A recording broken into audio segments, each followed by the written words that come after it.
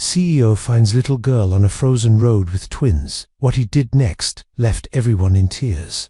Before we dive into this incredible story of courage and family, drop a comment below and tell us where you're watching from. You're about to witness something truly extraordinary. Enjoy the story. The blizzard tears through Connecticut with merciless fury, turning the world into a frozen nightmare.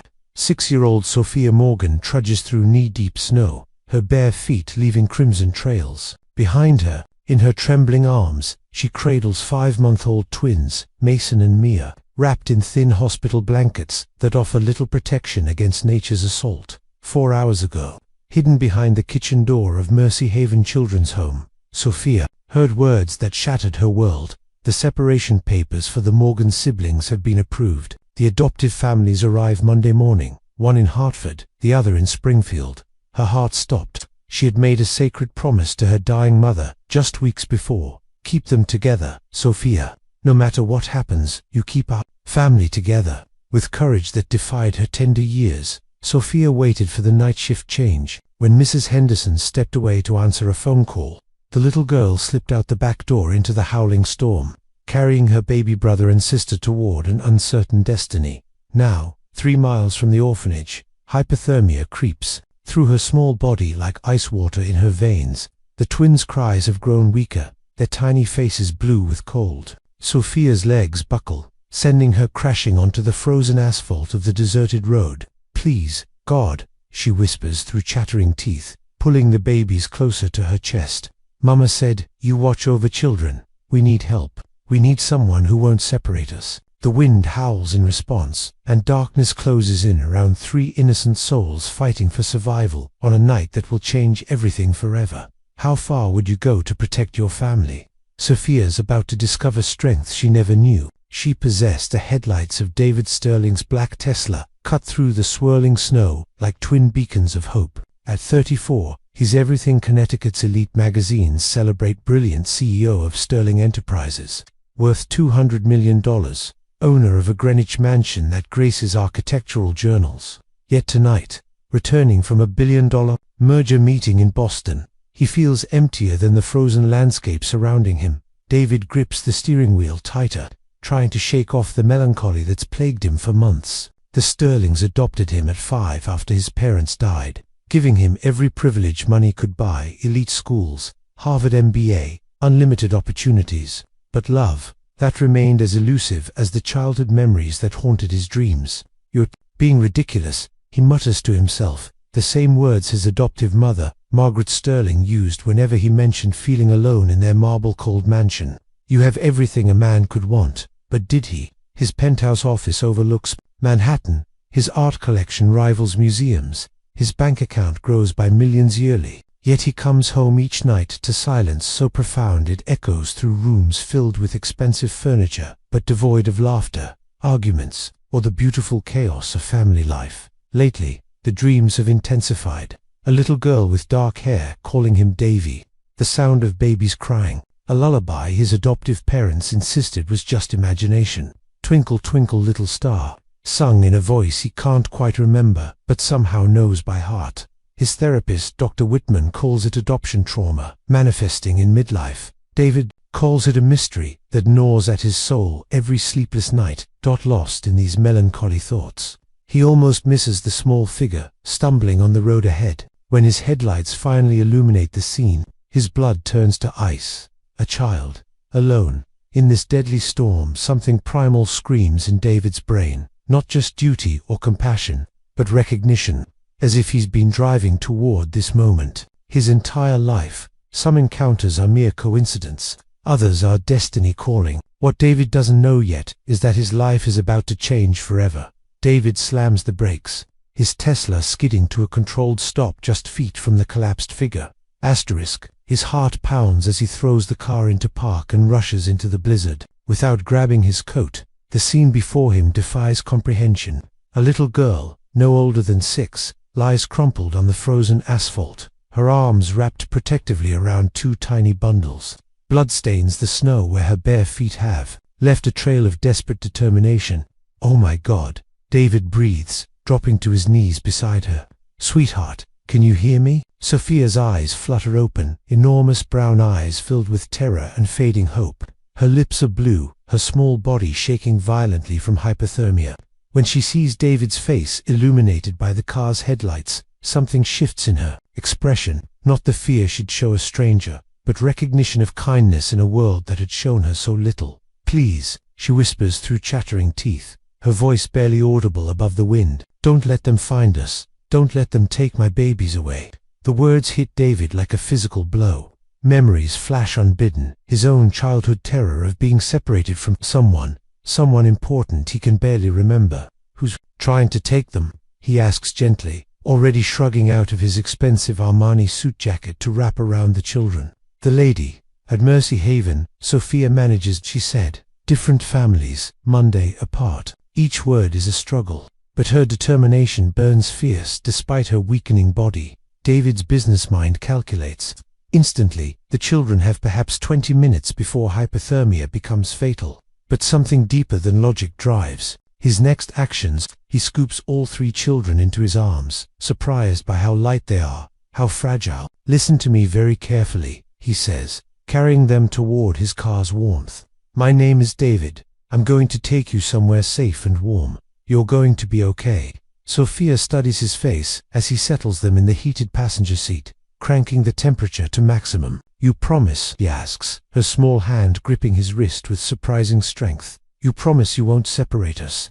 David looks into those trusting eyes and feels something fundamental shift in his chest. A purpose he's searched for his entire adult life crystallizes in this moment. From now on, he says with quiet conviction, I will protect you, all of you. That's a promise I will never break. For the first time in hours, Sophia's grip relaxes. Thank you, she whispers as warmth begins returning to her small body. David reaches for his phone, dialing his assistant Sarah's emergency line. Sarah, I need the presidential suite at the Grandview Hotel immediately. And call Dr. Harrison Mitchell. Tell him it's urgent. I'm bringing 3 children who need immediate medical attention. As he drives toward Hartford, David glances in the rearview mirror at Sophia, who hasn't let go of the babies for even a second. Something about her fierce protectiveness reminds him of himself, of promises made long ago, in another life he can barely remember. Sometimes the most important promises are made to strangers, but what if they're not strangers at all? The Grandview Hotel's presidential suite transforms into a makeshift medical facility within an hour. Dr. Harrison Mitchell, Hartford's most discreet pediatrician, arrives with a nurse and portable equipment. David had called in favors, the kind that money and influence make possible at 2 a.m. on a Sunday night. Sophia sits rigid on the suite's plush sofa, still clutching Mason and Mia protectively. Her dark eyes track every movement, ready to bolt. At the first sign of threat, she only allowed the examination with David sitting directly beside her.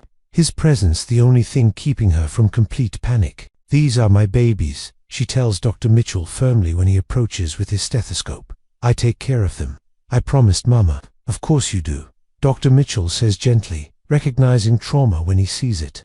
I just want to make sure they're healthy. You've done an amazing job protecting them. The examination reveals what David feared. The twins are slightly underweight and dehydrated, showing signs of inadequate nutrition over several weeks. Sophia has earlier stage hypothermia, multiple cuts on her feet, and what the doctor quietly notes as failure to thrive, medical terminology for a child forced to grow up too fast. While the nurse tends to Sophia's wounds, David orders room service, hot soup, grilled cheese sandwiches, chocolate milk. He watches in amazement as the little girl devours the food with desperate hunger she's trying to hide. When did you last eat? He asks softly. Sophia considers this carefully. Thursday, I think. Mrs. Henderson gave us crackers. Before that, she shrugs, focusing on feeding tiny spoonfuls of broth to Mason. Tell me about your mama, David encourages. Settling into the chair across from her, Sophia's face brightens for the first time. Mama was the most beautiful lady in the whole world. She had long brown hair like mine, and she sang to the babies. Every night, Twinkle Twinkle Little Star was their favorite. She demonstrates, her sweet voice filling the suite with a familiar melody. Something stirs in David's memory, the same song from his dreams. What happened to her? She got really sick. Cancer, the doctors said. She was in the hospital for 2 whole months. and I stayed with neighbor Mrs. Garcia to take care of the babies. Sophia's voice drops to a whisper. Before she went to heaven, she made me promise to keep us together always. She said we were special, that families shouldn't be broken apart. What about your father? David asks carefully. Sophia's expression darkens dramatically. Papa Vincent left when Mama got sick. He used to yell a lot and make Mama cry. Sometimes he would hurt her. She unconsciously touches a small scar on her arm. Mama was scared of him. She said he was dangerous. David's protective instincts. Flair, did he ever hurt you or the babies? He tried once, but Mama hid us at Mrs. Garcia's house. Then he disappeared for a long time. Mama said, good riddance. Sophia pauses, then adds quietly, but he came back right before she died. That's when she got really scared. While Sophia naps with the babies, David steps onto the suite's balcony and calls Sarah Chen, his head of security and investigations. I need a complete background check on Vincent Morgan. Also check Vincent Kane. Focus on criminal history, domestic violence reports, current whereabouts, and Sarah. Make this your top priority. An hour later, Sarah calls back with preliminary findings that make David's blood run cold. Vincent Kane, he legally changed his name from Morgan 3 years ago. Ex-police officer from New Haven, fired for excessive force and corruption. Multiple domestic violence complaints filed by Rachel Morgan Kane, mysteriously dropped or buried. David, this guy isn't just an abusive husband, he's dangerous. What else? He's been in contact with some very unsavory people. Gambling debts, connections to underground adoption rings. There's more, but I need time to dig deeper. David hangs up and returns to the suite, where Sophia is awake, watching him with those two wise eyes. Mr. David, she says softly, are you going to keep your promise, really and truly? He kneels beside the sofa, meeting her gaze directly. Really and truly, Sophia, you and Mason and Mia are safe now. I won't let anyone hurt you or separate you ever again. For the first time since he found them, Sophia smiles. It's tentative and fragile, but genuine. Trust, once broken, is hard to rebuild. But sometimes, it just takes one person willing to stand guard over the vulnerable. David Sterling is about to discover just how far he'll go to protect this makeshift family. At 3:47 a.m., Sophia's screams pierce the suite's silence like a knife. David bolts upright from the sofa where he'd been keeping watch, rushing to the bedroom where she thrashes in the grip of a nightmare. No, don't take them. I promised, Mama, she cries, her small fists striking out at invisible enemies. Sophia, it's David. You're safe. Wake up, sweetheart. He sits on the bed's edge, speaking in the same calm tone that had worked earlier. Gradually, her eyes flutter open, wild with terror, until they focus on his face. They were taking Mason and Mia, she whispers, tears streaming down her cheeks. Different cars, different families. I couldn't stop them. David's heart breaks watching this child carry burdens no 6-year-old should bear. Tell me about the promise you made to your mama. Sophia sits up, unconsciously checking that the babies are still sleeping peacefully beside her. It was in the hospital. Mama was so sick, all skinny and pale. She could barely talk, but she held my hand really tight. Her voice drops to barely audible. She said, Sophia, you're the big sister now. The most important job in the world. Take care of your brother and sister. Never let anyone separate you, even if it's hard. Promise me. So I promised. She reaches under her pillow, pulling out a small silver locket. Inside is a photo of a young woman with Sophia's same dark eyes and gentle smile. This is Mama, Rachel Morgan. She was only 24, but she was the best mama in the whole world. David studies the photo, noting the exhaustion in Rachel's face, but also the fierce love in her eyes. She loved you very much. She sang to us every night. Twinkle, twinkle, little star for the babies, and for me she'd sing, You Are My Sunshine. She said music keeps families connected even when they're apart. Sophia's voice catches, but I don't want to be apart, ever. You won't be, David promises. Not on my watch. But what if Papa Vincent comes back? What if he finds us?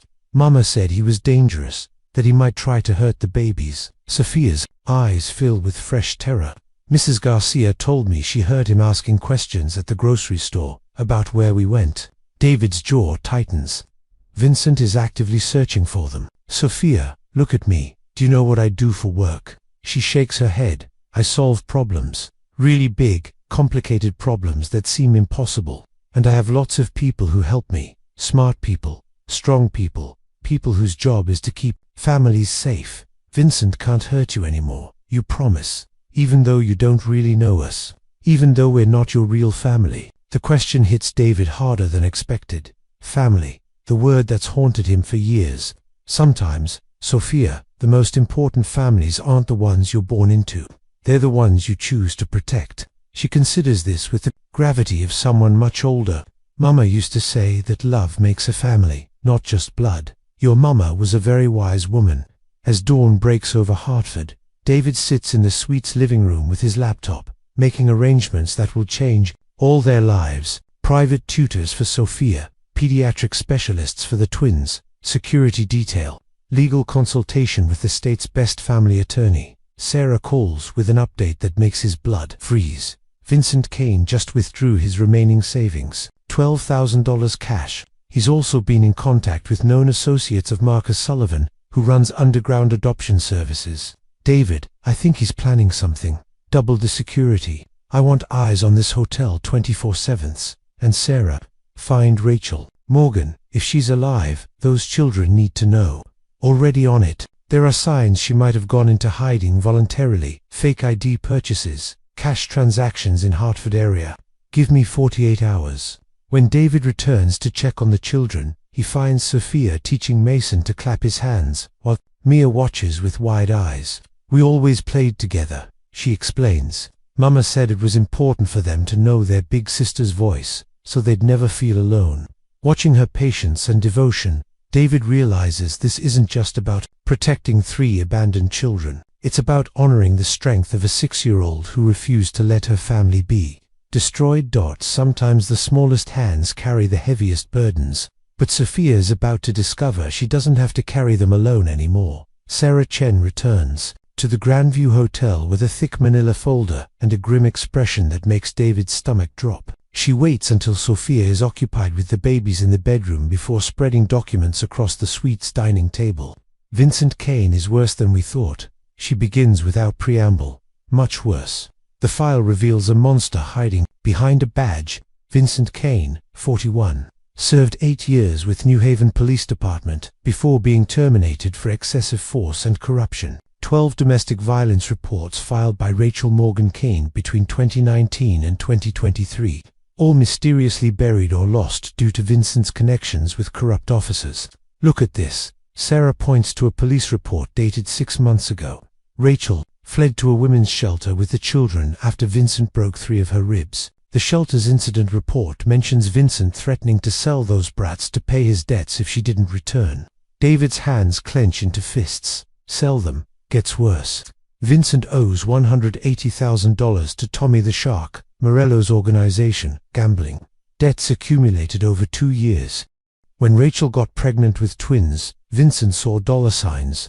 Healthy infants can bring $75,000 each through illegal adoption networks. Sarah slides another document forward. Here's where it gets really dark. Vincent has connections to Marcus, the broker Sullivan, who operates the largest child trafficking ring in New England. 5 states, hundreds of children. They target vulnerable families, single mothers, addicts, anyone who won't be missed or believed.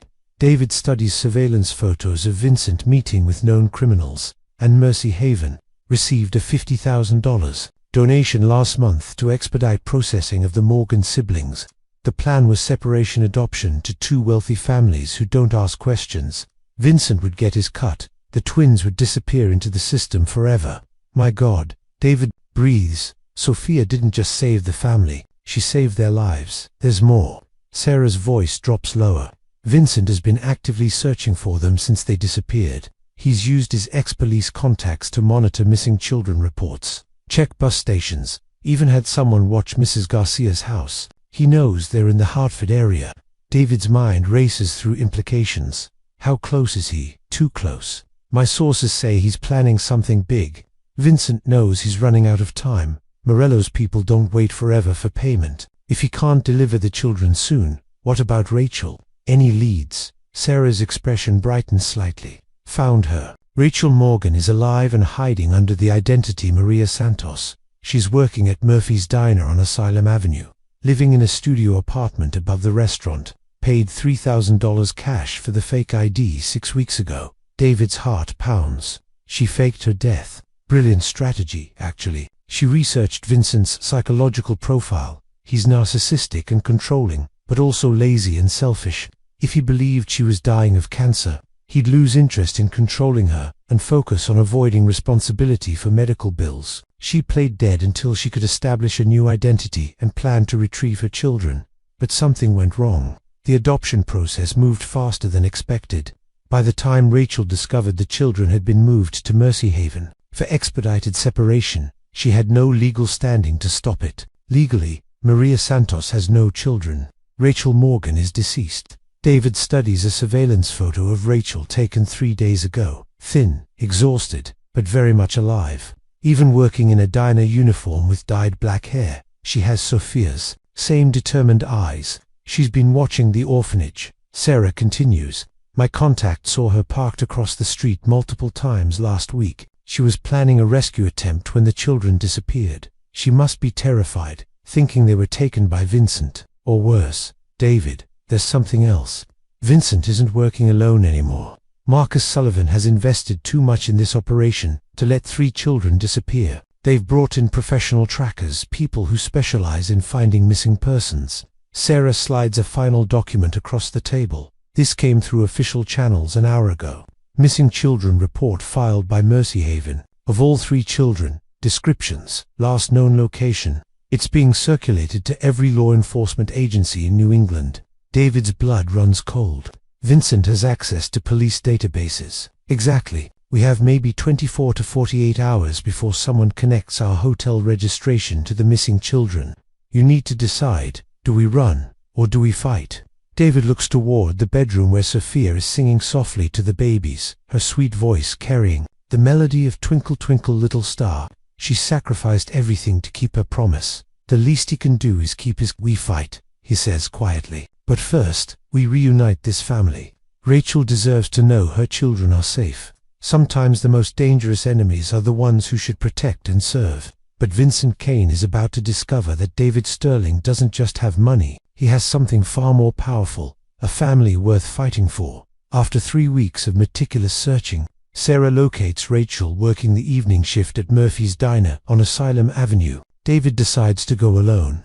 Asterisk leaving the children under maximum security at a safe house he's rented in West Hartford, a modest suburban home that won't attract attention like the luxury hotel. Murphy's Diner is a classic American establishment. Red vinyl booths, checkered floors, and the smell of coffee that's been brewing since 1962. David spots her immediately behind the counter, though she's almost unrecognizable. The vibrant young woman from Sophia's locket has been replaced by someone hollow-eyed and gaunt. Her natural brown hair dyed jet black and pulled into a severe ponytail. Maria Santos moves with nervous efficiency, constantly glancing to the windows as if expecting danger. When David slides into a corner booth, she approaches with coffee and a forced smile that doesn't reach her eyes. What can I get you, hun? She asks, her voice hoarse from exhaustion. Actually, I'm here about your children, David says quietly. Rachel's coffee pot crashes to the floor, shattering across the linoleum. Her face goes white as she grips the table's edge. I don't know what you're talking about. I don't have children. Sophia, Mason, and Mia Morgan, David continues gently. Your daughter is 6 years old, incredibly brave, and she's been taking care of the twins since you disappeared. You're lying, Rachel whispers, but tears are already forming in her eyes. My babies are there. David pulls out his phone, showing a video he recorded that morning. Sophia sits cross-legged on the safe house floor, singing Twinkle Twinkle Little Star while Mason and Mia clap their chubby hands in delight. Rachel's knees buckle. She slides into the booth across from David, shaking uncontrollably as she watches her children on the small screen. Oh my God, they're alive, they're together. How did you? Who are you? My name is David Sterling. I found them 3 weeks ago on a back road in Connecticut during a blizzard. Sophia was carrying the twins, trying to keep them from being separated by Mercy Haven. She saved them. Rachel's voice breaks completely. My baby girl saved her brother and sister. She's the bravest person I've ever met. But Rachel, we need to talk. Vincent is looking for them. and he's not working alone anymore. At the mention of her ex-husband's name, Rachel's terror returns full force. He's alive. I thought maybe, hoped maybe. She can't finish the sentence. Tell me about your plan. How did you fake your death? Rachel glances around the empty diner nervously. Researched Vincent's psychology. He's selfish and cruel, but also a coward. If he thought I was dying of cancer, he'd abandoned me to avoid dealing with medical bills and responsibility. So I played sick, weaker than I was. Let him think the cancer was terminal. But you weren't really dying. I had earlier stage breast cancer, treatable, caught early. But I told Vincent it was stage 4, hopeless. He disappeared within a week, just like I knew he would. Her voice fills with bitter satisfaction. I used that time to plan my escape. Sold everything I could. Saved $2,847. Researched fake identities. What went wrong? Everything. The adoption process moved faster than expected. By the time I established Maria Santos and found an apartment, my children had already been transferred to Mercy Haven for expedited separation. I had no legal standing officially. Rachel Morgan was dead and had no children. David watches her anguish with deep empathy. You were planning to get them back. I was watching the orphanage, trying to figure out how to rescue them without getting arrested. Then one morning they were just gone. I thought Vincent had taken them. I thought I'd failed completely. Fresh tears streamed down her face. I've been living in hell for 3 weeks, imagining what he was doing to my babies. They're safe now. But Rachel, there's something else you need to know. Vincent owes money to very dangerous people. He was planning to sell Mason and Mia through an illegal adoption network. Rachel's face hardens with protective fury. Over my dead body, that might have been the plan. Vincent isn't just abusive anymore. He's desperate. Desperate people do terrible things. What do we do? David reaches across the table, covering her trembling hands with his steady ones. We protect them, all of them. I have resources, legal, connections, security. But first, you need to see your children. They need to know their mother is alive. Rachel looks down at her diner uniform, her chapped hands, her reflection in the coffee-stained table. I'm not the same person they remember.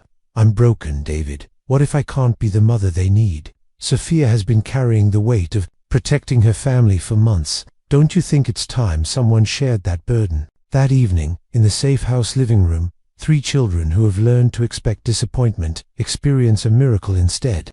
When Rachel walks through the door, Sophia freezes for 1 heartbeat before launching herself into her mother's arms. Mama, you're alive. You're really alive. The twins, now walking, toddle over with curious smiles. Mama, Mia says clearly, reaching up to touch Rachel's face. My babies, Rachel sobs, gathering all 3 children against her heart. I'm so sorry. I'm so sorry. Sometimes the greatest courage isn't in fighting monsters, it's in admitting you need help to protect the ones you love. Dr. Elena Rodriguez, Hartford's most respected child trauma specialist, arrives at the safe house with gentle eyes and infinite patience. The family therapy sessions she conducts over the following weeks reveal wounds that run deeper than anyone. Imagine in the cozy living room that David has transformed into a makeshift therapy space. The full scope of the Morgan family's nightmare finally emerges. Rachel sits with Mia on her lap, while Mason plays quietly with blocks nearby. Sophia remains hypervigilant, positioning herself where she can see all exits and keep the babies in her line of sight. Tell me about the last time you felt truly safe. Dr. Rodriguez asks Rachel during their 3rd session. Rachel's hands shake as she considers the question. I honestly can't remember. Vincent started small. Criticism about my cooking, my friends, how I dressed. Then he isolated me from everyone. Who cared about me? By the time the physical abuse started, I had nowhere to turn. What was the worst incident? Rachel glances at Sophia, who's pretending to focus on coloring but clearly listening. The night I told him I was pregnant with twins. He said 2 babies would be worth more money than 1. That's when I knew I had to plan an escape. David, observing from the corner, feels his protective instincts surge. Worth more money. Vincent had gambling debts. He'd already mentioned that healthy babies could bring good money from the right people. When he found out about twins, Rachel shudders. He started making phone calls to people with scary voices. I heard him say 50 grand each during one conversation. Dr. Rodriguez turns to Sophia, who has stopped pretending to color. How much of this did you see, sweetheart? Sophia's voice is barely audible. I saw Papa Vincent hit Mama lots of times. Once he threw her down the stairs when she was pregnant. I helped her to the bathroom and there was blood. Her small hand unconsciously goes to her arm. He grabbed me once, really hard, and said I better keep my mouth shut or bad things would happen to the babies. The room falls silent except for the soft sounds of Mason stacking blocks. David watches Sophia's shoulders tense with the weight of secrets she's carried alone for too long. Is that when you started taking care of everyone? Dr. Rodriguez asks gently. Mama was hurt a lot and scared. When she got sick, really sick, I knew I had to be the strong one. She couldn't lift the babies anymore, so I learned how to change diapers and make bottles. Sophia's voice grows stronger with pride. I'm good at taking care of them. You're exceptional at it, Dr. Rodriguez confirms. But Sophia, it wasn't your job to be the adult. You deserved to be a child. But if I wasn't strong, who would protect them?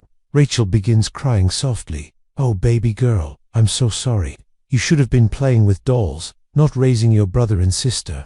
During a private session with David, Dr. Rodriguez shares her professional assessment. Sophia has developed what we call parentification trauma. She's been forced into an adult role prematurely. The hypervigilance, the inability to relax, the constant need to monitor the babies, these are survival mechanisms. Will she recover?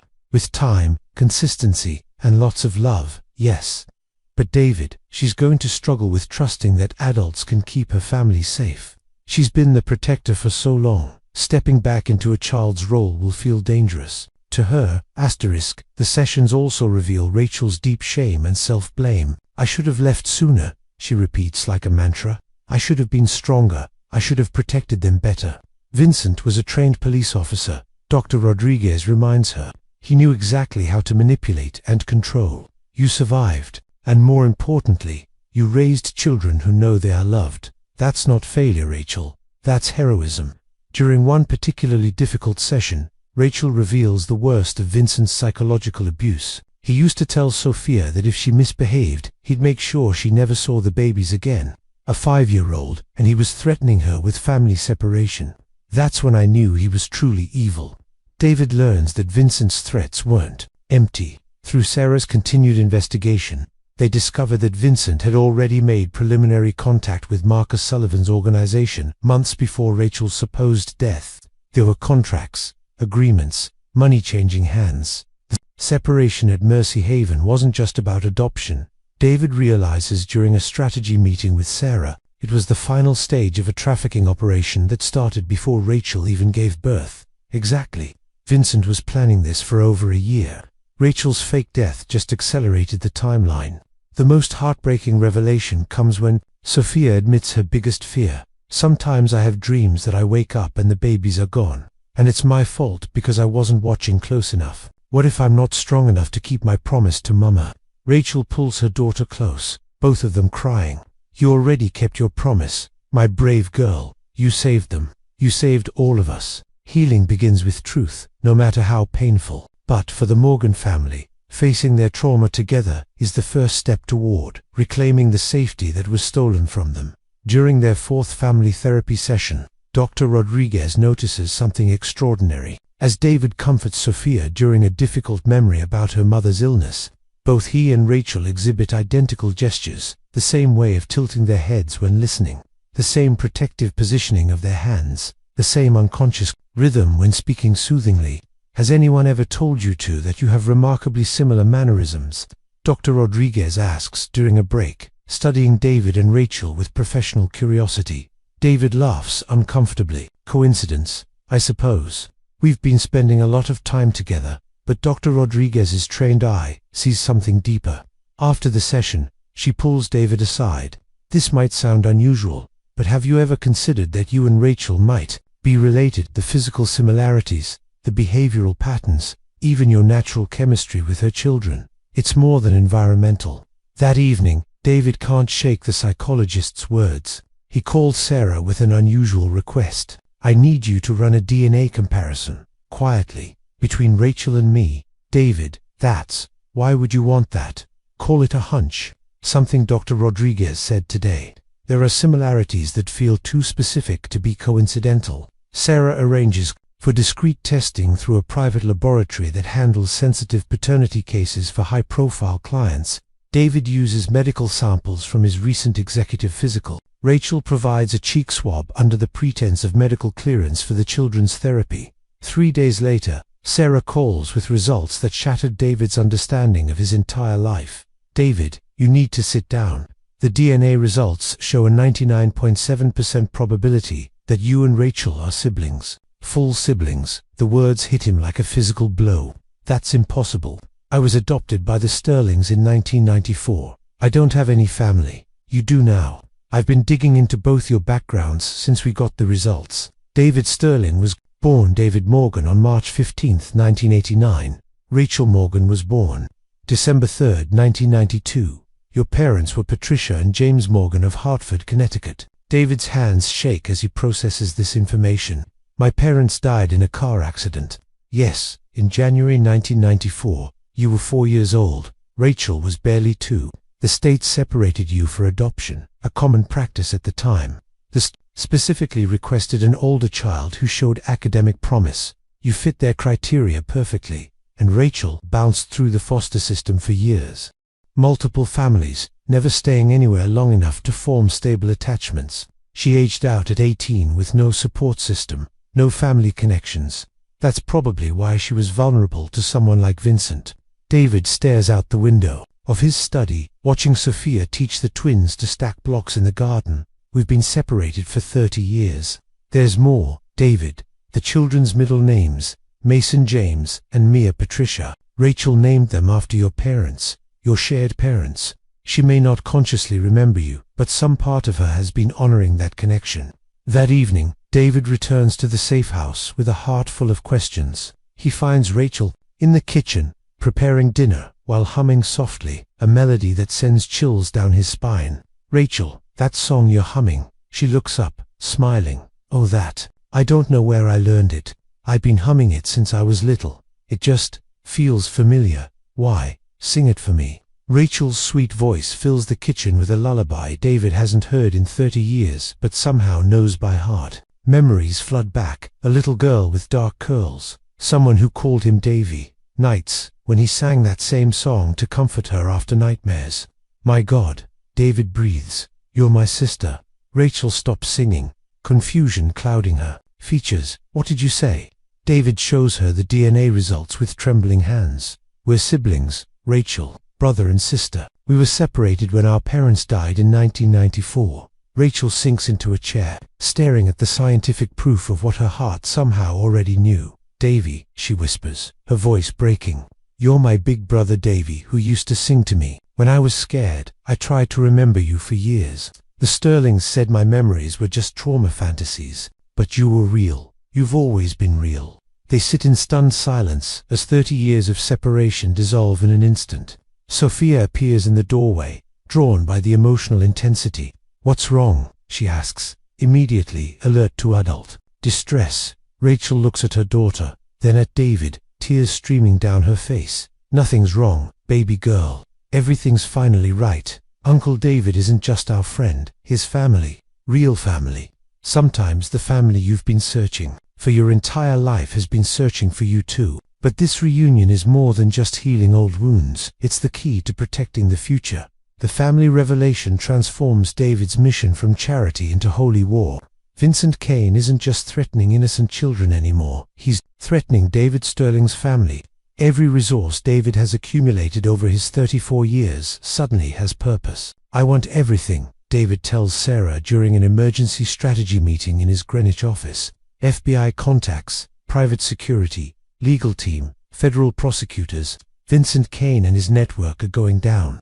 Sarah spreads surveillance photos. Across the conference table, the investigation has expanded beyond Vincent. Marcus the broker, Sullivan, operates a $50 million annual child trafficking operation. 5 states, hundreds of victims. The FBI has been trying to build a case for 3 years. What's the holdup? Lack of witnesses willing to testify. These people don't leave loose ends. But David, your situation changes everything. You have money, influence, and most importantly, credible victims who survived. David studies organizational charts showing Sullivan's network. How deep does this go?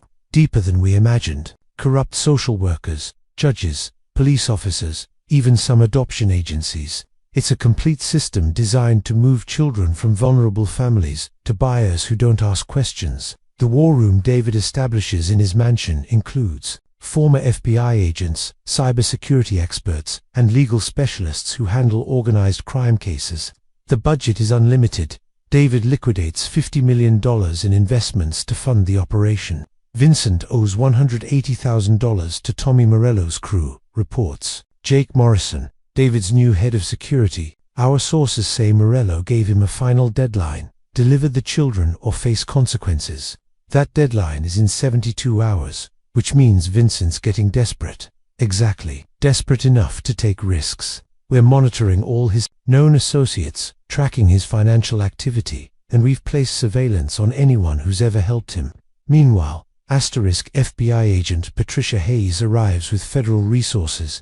Mr. Sterling, your case could be the key to bringing down the entire Sullivan organization. Are you willing to let us use your family as bait? David's protective instincts flare. Absolutely not. I won't risk Rachel or the children. We wouldn't actually put them in danger. But if Vincent thinks he's found them, no, find another way. Agent Hayes slides a folder across the table. Then you should see this. We intercepted communications between Vincent and Sullivan. They're planning something called Operation Clean Slate, eliminating anyone who can testify against their network. David's blood runs cold.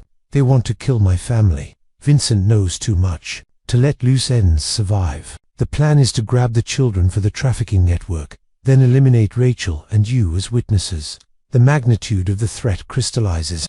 This isn't just about custody or even child trafficking. It's about survival. David returns to the safe house that evening to find a scene of domestic normalcy that strengthens his resolve. Rachel helps Sophia with homework while the twins play with educational toys David had delivered. But underneath the peaceful surface, security cameras monitor every angle, and trained guards patrol the perimeter. How are you holding up? He asks Rachel as they watch the children together. Better than I have in years, actually. Knowing I have family again. Knowing someone else is helping protect them. It's like being able to breathe after holding my breath for so long. Sophia looks up from her math problems. Uncle David, are the bad people still trying to find us? David kneels beside her chair. Some very smart people are working to make sure the bad people can never hurt anyone again. But yes, we still need to be careful. I'm not scared anymore, Sophia says with quiet confidence. Before, it was just me protecting Mason and Mia. Now it's all of us protecting each other. That night, as David reviews security protocols and FBI surveillance reports, Sarah calls with urgent news. Vincent just withdrew his last $3,000 from an ATM in Hartford. He also purchased a van, paid cash. David, I think he's making his move. When family is threatened, ordinary people become extraordinary.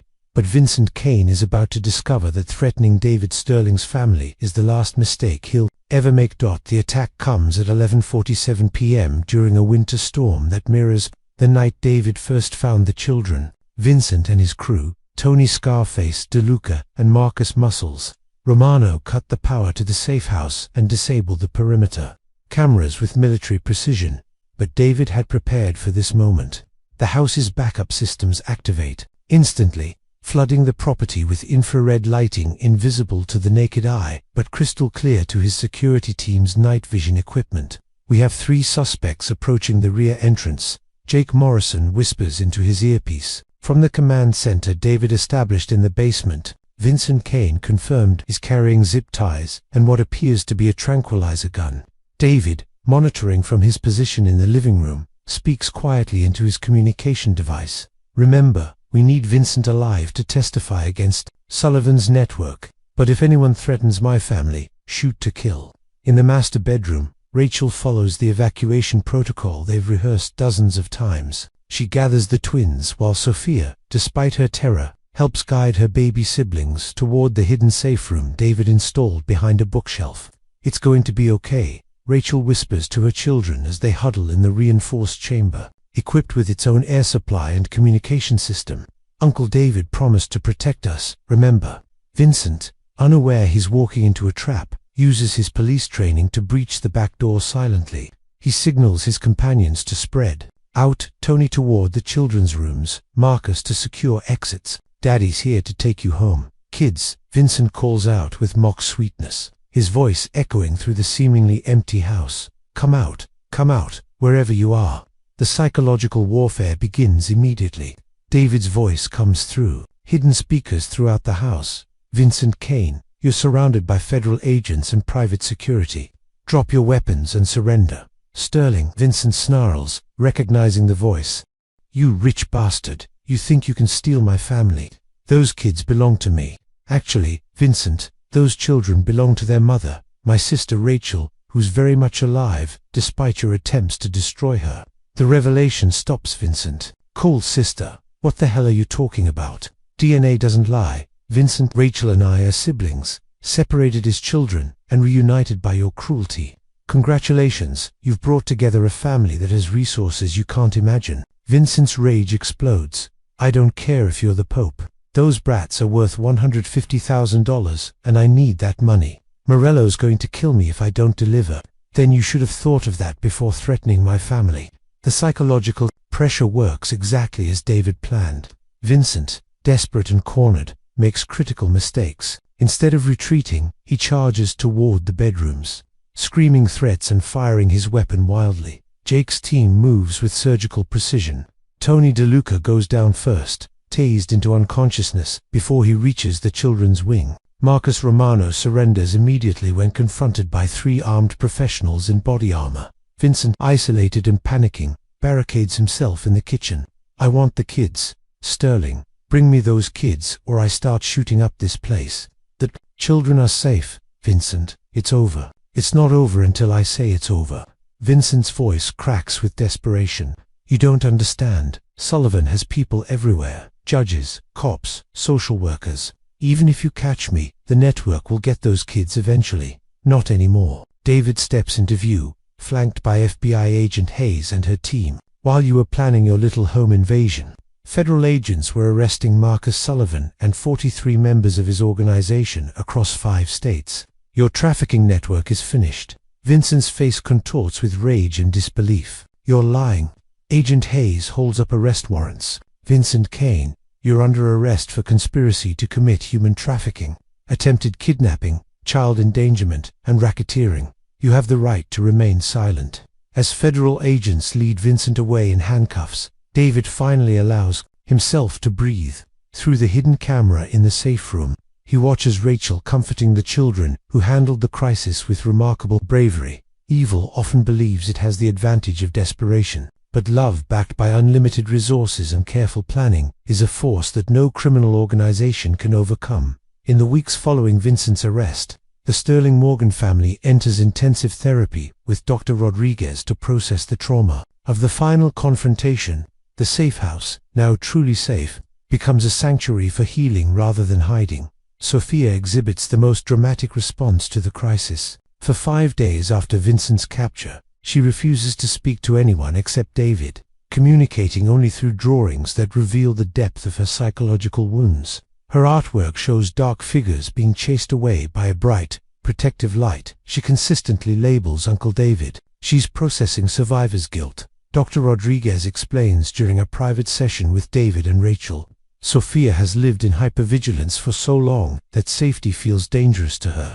Her mind is struggling to accept that the threat is actually gone. Rachel, meanwhile, battles waves of overwhelming guilt. I brought this horror into all our lives, she tells Dr. Rodriguez during a particularly difficult session. David was living peacefully before he found us. Now his home has been violated, his life turned upside down. Rachel, look at me, Dr. Rodriguez says firmly. You didn't choose Vincent's criminality. You didn't create the trafficking network. You were a victim who fought back with extraordinary courage. Your only crime was surviving. The breakthrough comes during a family session when Sophia finally speaks. David is showing the twins how to build with wooden blocks when she suddenly looks up from her coloring book. Uncle David, her small voice cuts through the room's gentle quiet. You kept your promise. David immediately gives her his full attention. Which promise, sweetheart? The first night, in the car, you said you would protect us. Even when the bad man came to the house, even when I was really scared, you kept us safe. Tears streamed down her face. but for the first time, their tears of relief, rather than terror. I'll always keep that promise, Sophia, always. I know. That's why I can talk again. I forgot how to be a little girl, but you're helping me remember. Rachel, watching this exchange, feels a psychological shift of her own. For months, she's been the broken woman who needed rescuing, but seeing her daughter find her voice again reminds Rachel of her own strength. I want to help other families, Rachel announces during their next session. Other women trapped like I was, other children separated like we were. I want to turn this nightmare into something meaningful. David immediately supports her vision. What do you have in mind? A foundation, resources for families threatened by domestic violence and trafficking, legal support, safe housing, family reunification services, everything we wished existed when we needed it most. Dr. Rodriguez smiles at this development. Rachel, that's the voice of a survivor becoming a warrior. You're reclaiming your power. The twins, too young to understand the complexities of their situation, show their own signs of healing. Mason's vocabulary explodes as he feels safe enough to explore and experiment. Mia begins sleeping through the night without the restless anxiety that marked her early months. During one particularly emotional session, David finally addresses his own trauma. I've spent 30 years feeling incomplete, searching for something I couldn't name. Now I know what it was. I was searching for my family. How does it feel to have found them? Dr. Rodriguez asks. Terrifying and wonderful. For the first time in my adult life, I have something to lose that actually matters. But also, for the first time, I understand what I'm living for. Rachel reaches across the therapy couch to take his hand. We're living for each other now, all of us. The session that marks their turning point comes 6 weeks after Vincent's arrest. Sophia enters Dr. Rodriguez's office with a new drawing, not of dark figures and protective lights, but of a house with 5 stick figures holding hands in front of it. Above the house, she's drawn a bright sun with a smiling face. Tell me about this picture, Sophia. That's our family, she explains proudly. Uncle David, Mama, me, Mason, and Mia. We're all together, and the sun is happy because we're safe. Dr. Rodriguez studies the drawing, noting the confident strokes and bright colors, a dramatic departure from Sophia's earlier dark, anxious artwork. What makes you feel safest now? Sophia considers this with the seriousness of someone much older. Before, I felt safe when I was protecting everyone. Now, I feel safe because we're all protecting each other. Healing doesn't mean forgetting the past, it means transforming pain into purpose. The Sterling Morgan family is about to discover that their greatest strength lies not in surviving trauma, but in using their experience to help others. The federal trial of Vincent Kane and the Sullivan trafficking network becomes the most significant child protection case in Connecticut's history. David uses his influence and unlimited resources to ensure that every victim receives justice and support. Vincent, facing 25 years without parole, attempts a final manipulation during his testimony. Your Honor, I was just trying to provide for my family. Sterling brainwashed my wife and stole my children. Rachel, testifying via video link to protect her privacy, responds with devastating calm. Vincent Kane was never a provider. He was a predator who saw his own children as commodities. The only thing David Sterling stole was my children's fear. The prosecution presents overwhelming evidence, recorded conversations between Vincent and Sullivan, financial transactions, showing payment for child trafficking services, and testimony from 47 rescued children, whose cases were connected to the network. Marcus, the broker, Sullivan receives life imprisonment without parole. His organization, which generated $50 million annually in illegal adoptions, is completely dismantled. More importantly, the network's destruction leads to the rescue and reunion of 127 children with their rightful families. Agent Patricia Hayes visits the Sterling mansion to deliver the final verdict. Vincent got 25 years, Tony 15 years, Marcus Romano 12 years. But David, the real victory is systemic. We've reformed adoption oversight in 5 states, established new protocols for family separation cases, and created federal task forces specifically focused on trafficking prevention. David, holding baby Mia while Mason plays at his feet, feels a satisfaction deeper than any business success. What about the families? Every rescued child is receiving comprehensive support, medical care, therapy, legal assistance, And in cases where family reunification isn't possible, carefully vetted adoptive families with ongoing oversight. The legal victory enables David to establish the Sophia Morgan Foundation for Family Protection, with Rachel as executive director. Despite having no formal non-profit experience, her lived experience and natural empathy make her uniquely qualified to help other survivors. Our first initiative will be Emergency Family Preservation Services. Rachel explains to the Foundation's board of directors. When families are threatened by domestic violence or exploitation, we provide immediate safe housing, legal representation, and resources to keep children with their biological families whenever possible.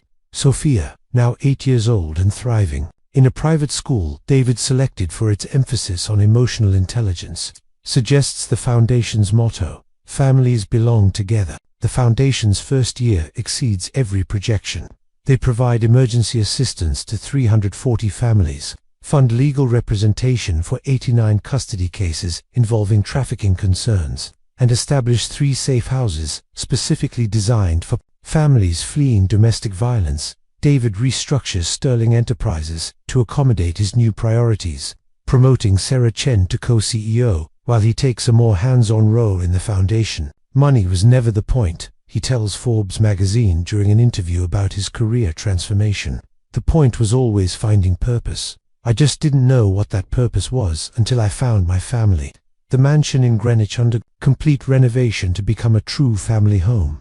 Gone are the cold marble surfaces and intimidating artwork, replaced with warm colors, child-safe furniture, and photographs that document their journey from strangers to family. The most meaningful change is the addition of a family room where they gather every Friday evening for Morgan Sterling Family Night. The tradition includes board games, storytelling, and always ends with the entire family singing "Twinkle Twinkle Little Star," the song that unconsciously connected David and Rachel across 30 years of separation. During one such evening, as autumn leaves drift past the windows, Sophia makes an announcement that surprises everyone. "I want to adopt a little sister. Sweetheart, we have Mia." Rachel laughs. "I mean adopt her. From a family that can't take care of her. Through the Foundation, I want to help a little girl like me." David and Rachel exchange meaningful glances. Their 8-year-old daughter, who once carried the weight of protecting her baby siblings alone, now wants to extend that protection to another child in need. "That's a very serious responsibility," David tells her. "Are you sure you're ready for that?" Sophia nods with the wisdom of someone who has seen both the worst and best of human nature. "I learned how to be a big sister when I was really little. Now I want to learn how to be one by choice, not just because I have to be." True justice isn't just about punishing the guilty. It's about creating a world where the innocent can thrive. The Sterling Morgan family has transformed their trauma into a legacy of protection for countless other families. 1 year after Miracle Night, their name for the Blizzard rescue, the Sterling Morgan family celebrates multiple milestones. In their renovated mansion, the twins' second birthday coincides with Sophia's official adoption finalization and the Foundation's first anniversary. The celebration is intimate but profound. David commissions renowned artist Elena Vasquez to paint their family portrait, replacing the cold corporate artwork that once filled his lonely walls. The painting captures them in their favorite spot, the sunlit family room where they hold their weekly gatherings. Sophia, now a confident 8-year-old, maintains her protective instincts but has learned to balance them with childhood joy. She leads a support group for children who've experienced family trauma, using art therapy techniques Dr. Rodriguez taught her. "I tell them that being scared doesn't mean you're not brave." Sophia explains during a Foundation board meeting she's allowed to attend that families come in different shapes, but love is what makes them real.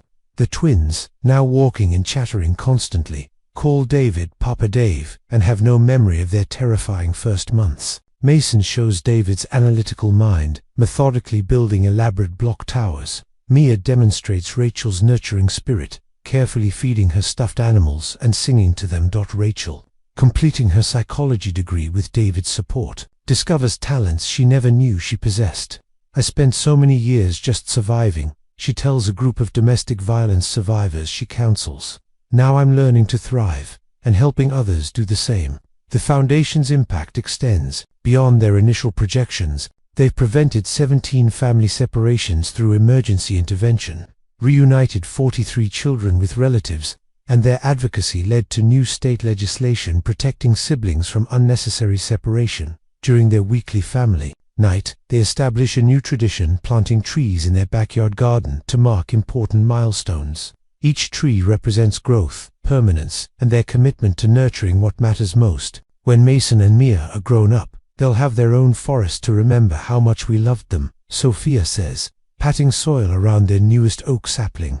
David watches his family through the window, marveling at how completely his life has transformed. A man who once measured success in quarterly profits now finds meaning in bedtime stories, scraped knees, and the simple miracle of being called Uncle David by voices that trust him completely. Some victories aren't measured in courtrooms or bank accounts, but in the quiet moments when a family discovers they're finally truly safe to love each other without fear. 3 years after the rescue, the Sterling Morgan family returns to the rural Connecticut road where their story began. Sophia, now 9, and radiating confidence, suggested the pilgrimage as a way to show the place we won. The desolate winter road has transformed into a spring meadow dotted with wildflowers. David quietly installed a memorial garden at the exact spot, not a grand monument, but a simple stone bench surrounded by perennial flowers where any weary traveler might rest. "This is where Papa Dave found us," Sophia explains to Mason and Mia, who listen with wide-eyed fascination to their baby adventure story. The twins, now fluent and fearless, can't imagine the terror that once consumed this peaceful place. Rachel, holding her psychology degree and wearing the confident smile of someone who's reclaimed her power, spreads a picnic blanket where she once thought her children might die. Sometimes the worst moments lead to the most beautiful destinations. David watches Sophia teach the twins to identify butterflies and count flower petals, remembering the desperate little girl who once carried them through a blizzard. That same protective spirit now channels into helping other traumatized children through the Foundation's peer support programs. The Sophia Morgan Foundation has grown beyond their wildest dreams, preventing family separations, reuniting siblings, and providing resources for 500 families annually. But David measures success differently now. In Mason's belly laughs during Saturday morning pancakes, in Mia's sleepy songs at bedtime, in Sophia's proud announcements about her latest rescued butterfly. A sunset paints the sky in gentle pastels. The family joins hands for their traditional closing song. 5 voices blend in Twinkle Twinkle Little Star, the melody that unconsciously connected David and Rachel across decades of separation, and now serenades their children with promises of safety and love. "Thank you," David whispers to the universe that conspired to reunite his family through the darkness of that winter night. Some miracles arrive disguised as tragedies, but love, given the chance, always finds its way home. The end.